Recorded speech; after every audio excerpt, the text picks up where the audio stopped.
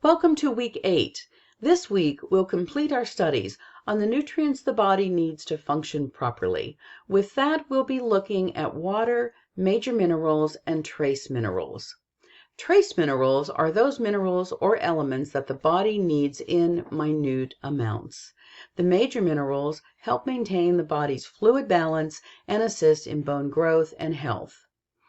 Fluid needs for daily hydration also cannot be overstated. We'll be talking about that this week too, and I've included a short video on water for your interest.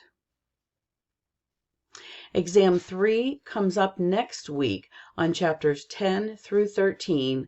Don't forget that the chapter knowledge checks and the post-tests in MindTap are the best way to reinforce the chapter content. Other details this week, don't forget to take quiz 6, and there are 3 MindTap assignments when we click in that weekly assignment folder. Have a great week.